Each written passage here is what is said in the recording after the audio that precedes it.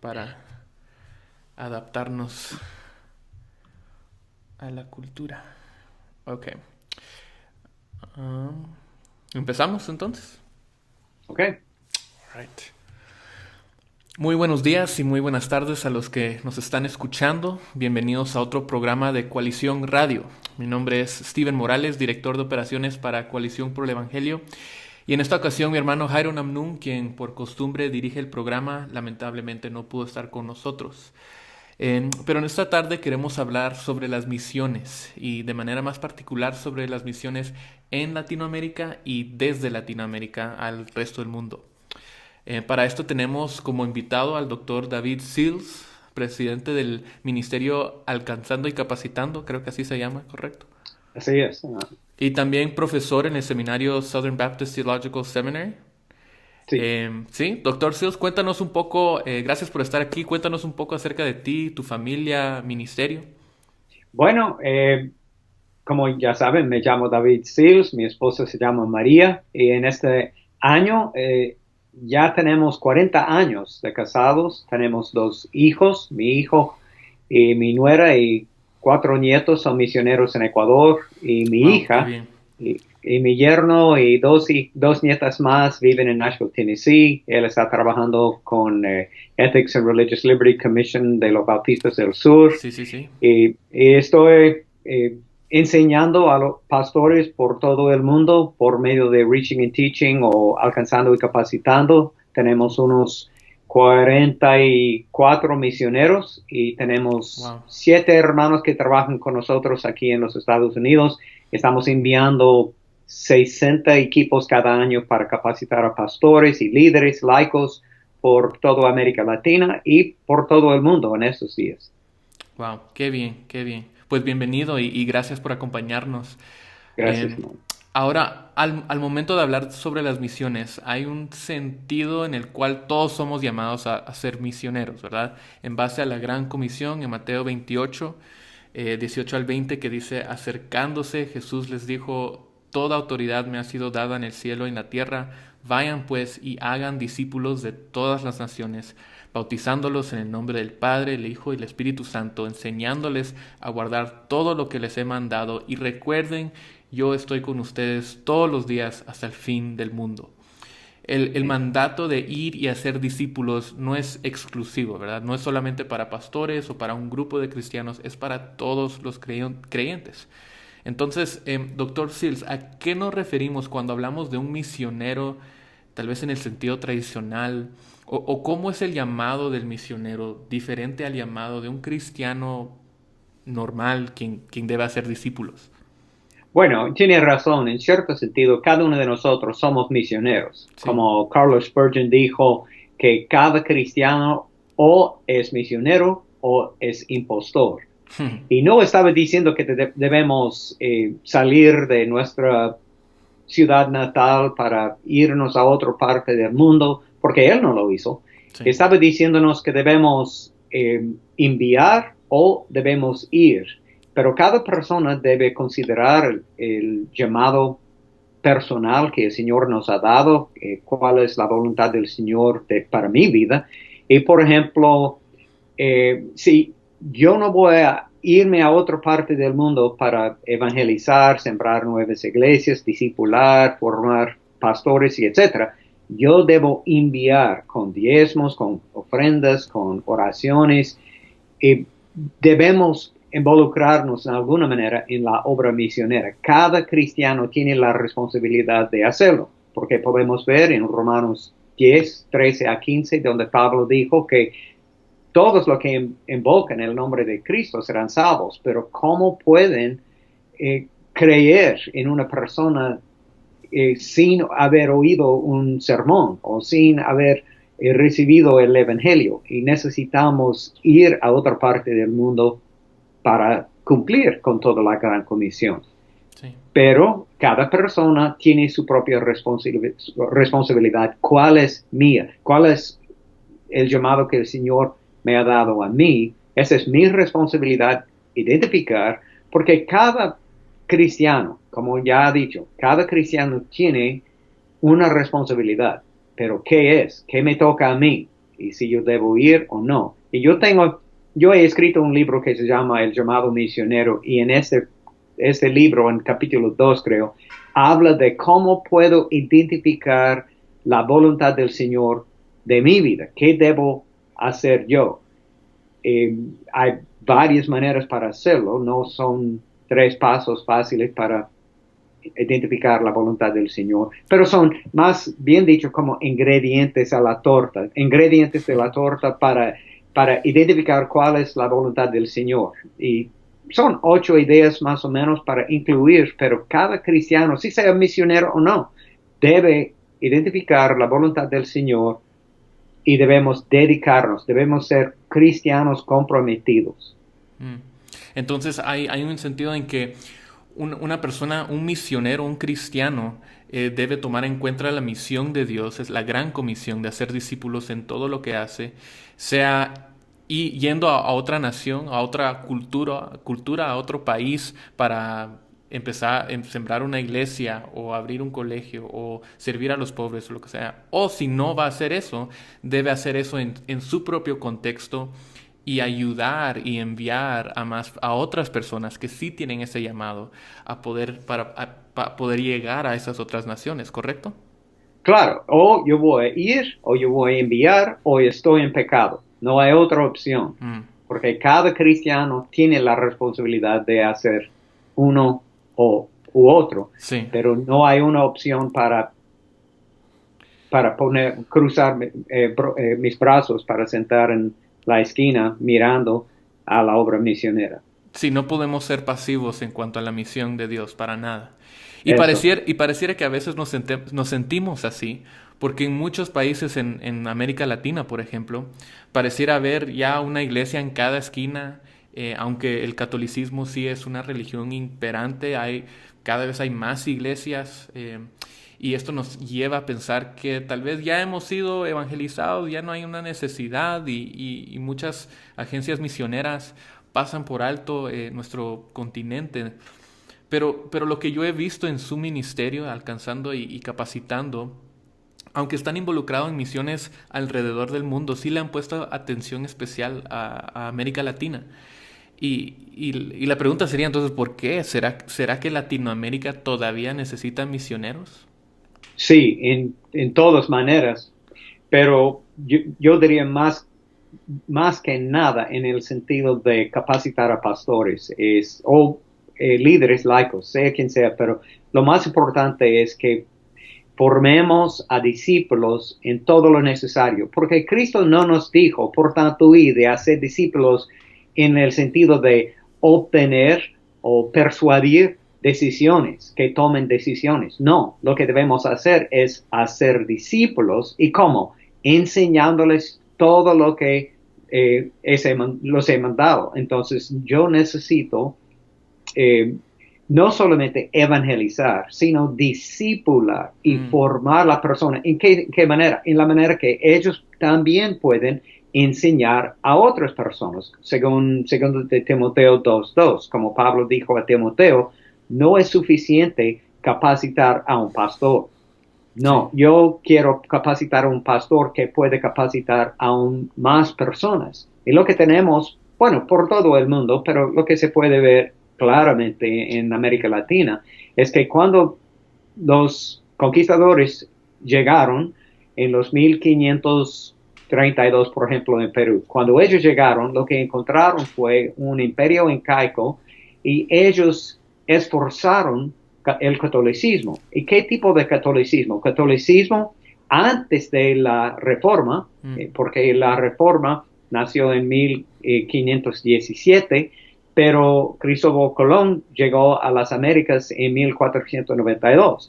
Y lo que tenemos es un catolicismo que no había encontrado las ideas de la Reforma, pero tampoco había pasado por el tiempo de la Inquisición. Entonces, el catolicismo que llegó a las Américas fue un catolicismo antes de la Reforma y también de la mentalidad o la cosmovisión de la Inquisición española, muy exigente, digamos. Y Sí. ellos estaban esforzando que aceptaran a catolicismo, o es decir, a cristianismo. Entonces, lo hicieron, pero los indígenas no entendieron las doctrinas de catolicismo ni nada, solamente estaban como si fuera una camisa católica encima de un corazón animista o de la religión tradicional de los indígenas. Sí. Y ellos mezclaron en un sincretismo el catolicismo con su propia religión, hasta que cuando Juan Pablo II hizo un tour de América Latina, antes de morirse, las personas encargadas del tour le preguntaron, ¿qué te parece su iglesia en América Latina? Y él mismo dijo que América Latina necesita una reevangelización, y ese es el problema. Hemos llegado a América Latina con el evangelio, o en la forma de catolicismo, o como los protestantes de los Estados Unidos, de Europa, predicando el evangelio, tomando decisiones y pasando a otra aldea, otra comunidad, otra ciudad, otra región, y dejamos atrás personas que habían aceptado en el nombre de cristianismo la camisa cristiana, pero lo que había adentro, es decir, sus creencias, su cosmovisión, Sí. era igual. Lo que tenían antes es lo que tienen hoy en día, pero mezclado con cristianismo. Sí. Y encima de eso tenemos mucha doctrina mala, como personas que están diciendo que Cristo murió en la cruz para salvarnos de nuestra pobreza, de nuestras enfermedades, y no es la verdad. Cristo murió en la cruz para pagar por nuestros pecados, y son nuestros pecados que nos separan de Dios, no es la pobreza. Sí. Entonces, yo diría que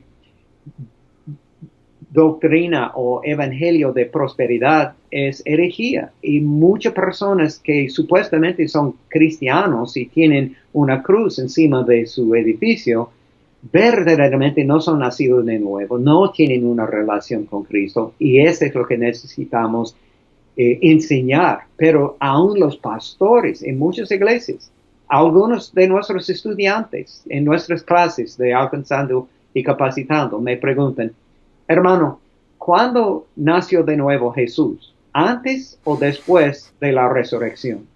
Qué susto que aún un pastor, que debe ser la autoridad cristiana en su iglesia, Sí. él mismo tiene preguntas así. Entonces es una evidencia que siguen muchos pastores, muchas personas que supuestamente son cristianos, y a veces son verdaderamente comprometidos, pero les faltan la formación que debemos proveer como cristianos, según 2 de Timoteo 2:2. Sí. En los Estados Unidos, por ejemplo, tenemos un obrero cristiano preparado por cada 235 personas. Un obrero cristiano preparado por cada 235 personas. En el resto del mundo, incluso la América Latina, pero en el resto del mundo tenemos un obrero cristiano preparado por cada 450,000 personas. Wow. Y 85% de los pastores en el mundo no tienen ni un día de formación teológica y no tienen acceso a esta formación. Por eso necesitamos misiones en América Latina, pero para formar pastores. Sí. Wow, pues sin lugar a dudas, una de las necesidades que vemos más que nada sí es la capacitación para llevar a los creyentes a la madurez. Y como bien mencionas, yo mismo estaba haciendo una capacitación con pastores afuera de la ciudad de Guatemala, en el interior. Y una de las preguntas que recibimos era si había vida después de la muerte.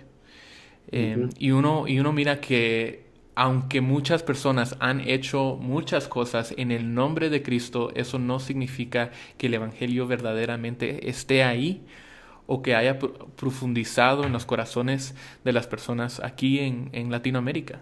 Y muchas personas conocen esa palabra, ese nombre Jesús, sin realmente conocer a Jesús. Y Amén. esa iba a ser mi siguiente pregunta. ¿Cuáles serían algunas de las necesidades particulares de nuestro país? Pero creo que ya lo respondiste. Hay, Bueno, yo creo que una parte es la ujú, idea de capacitar a pastores sí, y discipular en una manera profunda en las iglesias, pero también, hermanos, hay muchas partes de América Latina donde no tenemos iglesias. Por supuesto, no se encuentran en Lima, ni en Quito, ni en la Ciudad de México, pero por ejemplo en la zona amazónica, en algunas partes de los Andes, hay muchas comunidades, hay muchas partes de los países donde no existe ni una iglesia evangélica, donde los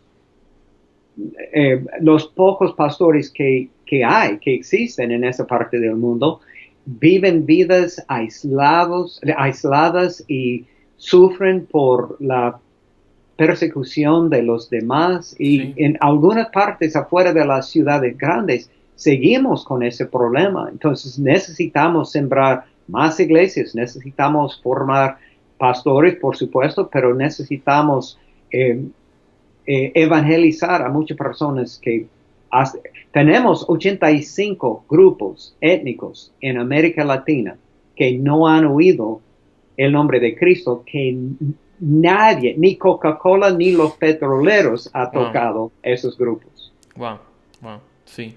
Muy bien. Bueno, vamos a tomar una breve pausa y a la vuelta vamos a hablar un poco más sobre el llamado misionero y cómo podemos discernir y obedecer este llamado en nuestras vidas. Quédense con nosotros. Ok, ahí vamos a tomar un break, pero podemos entrar directo ¿Ok? em, en... Y regresamos a Coalición Radio. Estamos hablando de las misiones y para esto nos acompaña el doctor David Seals, misionero y maestro que ha servido a la Iglesia Latina por muchos años. Antes de la pausa hablamos de las misiones en Latinoamérica, la necesidad de alcanzar Latinoamérica con el Evangelio. Pero ahora queremos hablar del llamado misionero, de misioneros que posiblemente pudieran salir de Latinoamérica a otros países y culturas.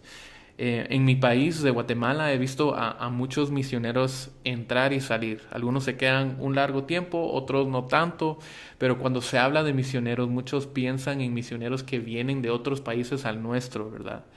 Pero la verdad es que nosotros, los latinos, también tenemos un llamado a ir a otras naciones, a obedecer es la gran comisión. ¿Cómo podemos como latinos comenzar a discernir y participar en ese llamado? Bueno, esa es una buena pregunta porque hay muchas personas, como ya he dicho, hay muchas personas en América Latina que se sienten un llamado misionero, y en algunas iglesias en los Estados Unidos, esas buenas noticias parecen perfecto, quieren ir al mundo, pero al estudiar la realidad podemos ver que son más cristianos en el sur global, lo que se llama América Latina, África y Asia, son más cristianos en esa parte del mundo que en Europa y los Estados Unidos juntos. Wow. También tenemos las iglesias más grandes en el mundo que se encuentran en el sur global. Y hay muchas personas en el sur global, cristianos, que piensen que deben ser misioneros. Ellos también quieren participar. Y en alcanzando y capacitando, no creemos que la gran comisión es un regalo o una responsabilidad, un deber que el Señor nos ha dado a los gringos. No, nuestro lema de nuestra agencia es todo el pueblo de Dios yéndose por todo el mundo, obedeciendo fielmente toda la gran comisión. Sí, Entonces queremos capacitar a personas que pueden capacitar a otros. Y es impresionante, hermanos, lo que hemos visto en cuanto, por ejemplo, tenemos hermanos en Perú que están trabajando con nosotros, capacitando a otros grupos. Los hermanos dominicanos empezaron nuestra obra en Haití y también están capacitando en nuestras clases, nuestros módulos en la República Dominicana también y en Perú. Ellos están viajando para enseñar a los pastores en la selva peruana. Hay muchas maneras para involucrarse en la obra misionera y en muchas maneras que no podemos hacer nosotros como gringos. Por ejemplo, muchas personas en América Latina me han dicho, hermano, me gustaría ir como misionero, me siento profundamente el llamado misionero, pero sí. ¿Cómo puedo ir? Yo no tengo tanto dinero como ustedes, pero hermanos, no tenemos el dinero tampoco en estos días, porque en la generación de mis padres, los miembros de las iglesias estaban donando mucho dinero a las misiones, pero hoy en día, por alguna razón, por muchas razones, no recibimos tanto dinero de las iglesias para ayudarnos en las misiones. Pero no es un desafío demasiado alto, debemos considerar la vida de Pablo. Tampoco tenía una agencia misionera de IMB o de otra agencia muy grande y él hizo todo lo necesario según el llamado del Señor. Podemos ir lo que el Señor quiere que hagamos porque Hudson Taylor dijo que la obra del Señor, cuando estamos haciéndola en la manera agradable al Señor, el Señor mismo provee lo necesario para hacerlo. El Señor puede proveer los fondos, entonces debemos ir. Pero como les dije, ustedes latinos pueden hacer muchas cosas que yo no puedo hacer. Por ejemplo, en el mundo árabe, en el mundo islámico, es muy difícil, siendo gringo, entrar con ese pasaporte de azul marino, entrar a ese país porque ellos están escudriñando todo lo que hacemos y no tenemos la bienvenida solamente por ser estadounidenses. Entonces necesitamos capacitar a personas que sí tienen la bienvenida, que sí pueden entrar con más facilidad para hacer cosas que no podemos hacer. Las iglesias en los Estados Unidos muchas veces están buscando su acceso creativo para entrar a un país supuestamente, entre comillas, cerrado, aunque no existe un país cerrado a Dios, pero decimos un país de acceso creativo. ¿Cómo podemos entrar? Y siempre digo, hermano, es posible que nuestro mejor acceso creativo es capacitar a personas que sí pueden entrar, que tienen ganas, que tienen el llamado misionero y podemos ayudarles a ellos para que ellos puedan irse. Sí, hay diferentes culturas con diferentes desafíos y también ventajas. Y una de las ventajas que vemos siendo latinos es que, como tú dices, fácilmente podemos entrar a algunos países que tal vez para un americano o un estadounidense no sea tan fácil. O podemos usar nuestro idioma o costumbres. No hay una diferencia tal vez tan grande entre algunas culturas latinas con culturas en otros lugares del mundo. Y he conocido a muchos misioneros que han venido a mi país y que a veces, o sea, la verdad es que sí, a veces puede ser difícil adaptarse a una nueva cultura. Tal vez para nuestros hermanos anglos, a veces ver que los latinos siempre llegan tarde a sus compromisos puede ser frustrante. Pero de la misma manera, tal vez hay desafíos para misioneros latinos en diferentes culturas. ¿Cuáles, Dr. Sears, cuáles podrían ser los desafíos culturales para los latinos en su adaptación a nuevas culturas? Bueno, son desafíos, como ya he dicho, en cada persona son desafíos, pero depende de la persona, su personalidad, pero yo diría también según su culturalidad. Y siendo antropólogo también, porque en Southern Seminary yo soy profesor de misiones cristianas y antropología cultural. Y antropología es el estudio del hombre.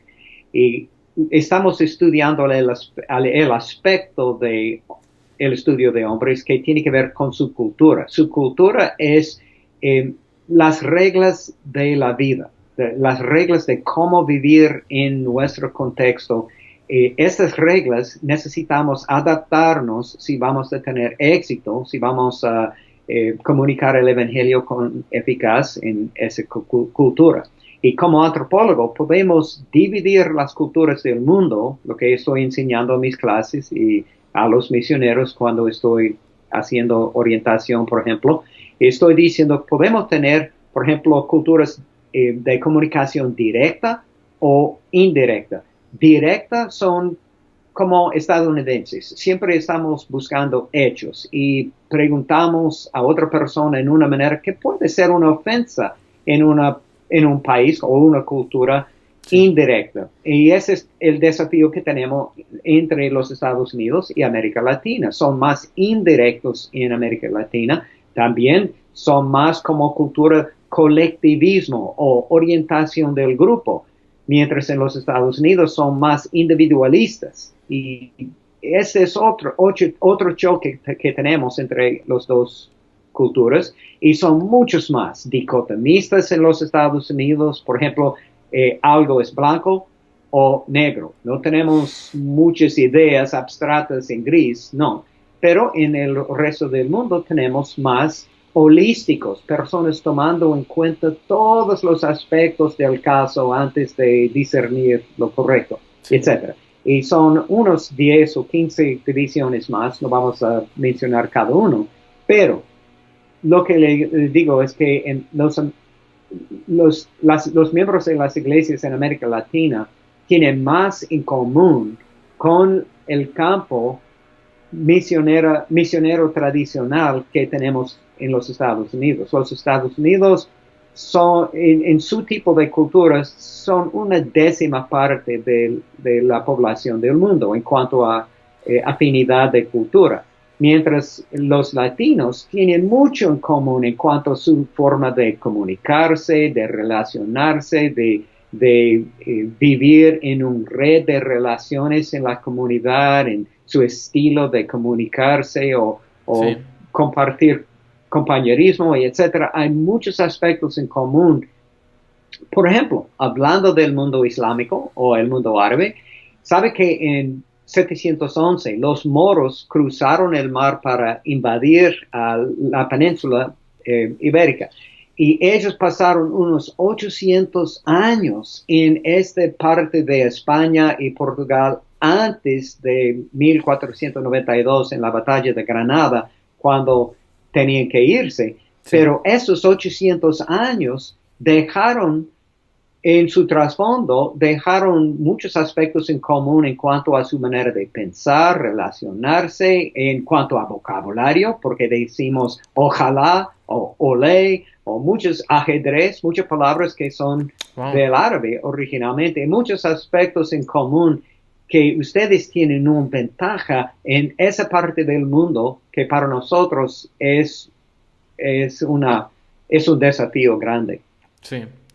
Y ya se nos está acabando el tiempo un poco, pero concluimos con esto. ¿Qué consejo le daría a alguien pensando en ir a otro país, en alguien que está empezando a sentir algo y no sabe si es un llamado o si es un deseo o no sabe cómo interpretarlo, pero que sabe que quiere hacer algo?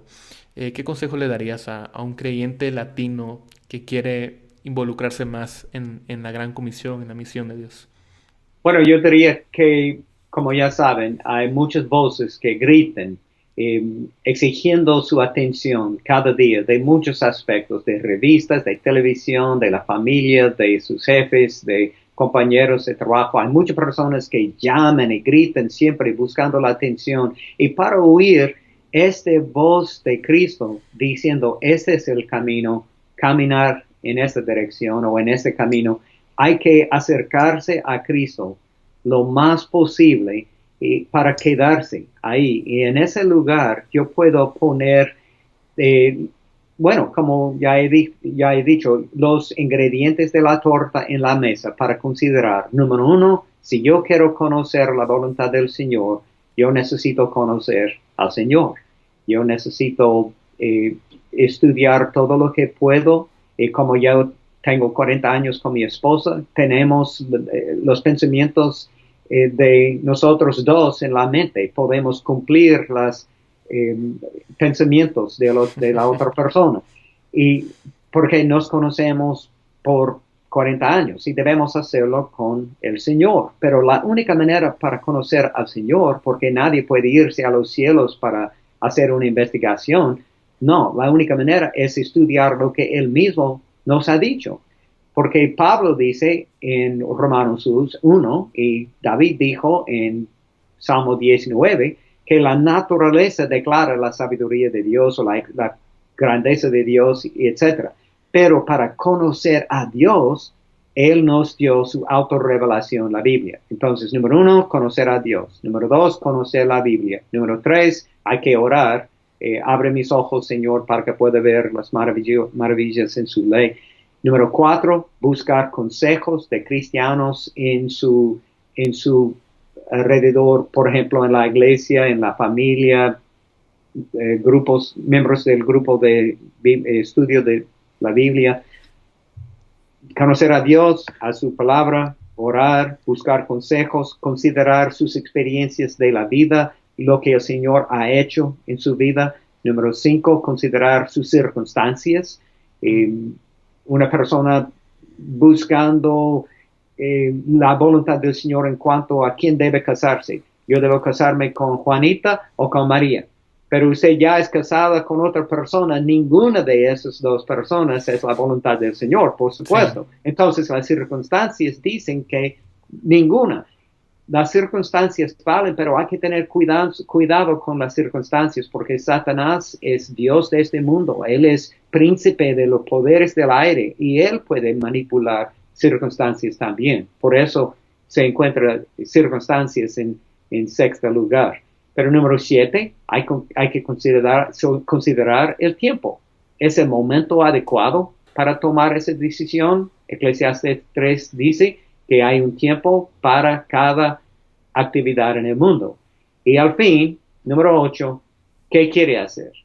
¿Cuál es el deseo de su corazón? Porque Salmos 37, versículo 4 dice, deleítate a sí mismo en Jehová y él mismo te dará los deseos de tu corazón. Es decir, ¿de dónde es este deseo? Es del Señor. ¿Por qué me dio este deseo? Porque Él quiere darme el deseo. Es decir, Él quiere cumplir el deseo. Y cuando lo haga, yo me siento feliz y Él mismo recibe gloria porque estoy haciendo su voluntad. Entonces, estos son los aspectos para considerar. Entonces, cada persona que está escuchándonos debe preguntarse, Señor, ¿qué está haciendo en mi vida? ¿Cómo puedo yo participar en el avance de tu reino por todo el mundo? Señor, yo quiero hacer todo lo que tú quieres, pero indíqueme, ¿cuál es tu voluntad en mi vida? Wow. Bueno, ahí están 8 puntos, 8 preguntas entonces para discernir tu llamado, y con eso le damos final a este programa. Sin lugar a dudas tenemos desafíos por delante, pero Dios ha dotado a su iglesia en Latinoamérica con dones para avanzar el reino y glorificar el nombre de Cristo. Sabemos que 1/3 del mundo de hoy sigue esperando para oír el Evangelio por primera vez. Entonces, seamos cristianos en Latinoamérica o cristianos enviados desde Latinoamérica a otra nación, a otras naciones, hagamos discípulos. No solamente convertidos, sino discípulos. Doctor Sills, gracias por su participación. Gracias, hermano. Sí, esto ha sido Coalición Radio. Pueden escucharnos, ya saben, por Radio Eternidad, YouTube, nuestro podcast y en nuestra página coaliciónporelevangelio.org. Nos vemos en la próxima. Ok, gracias, hermano. voy a parar aquí.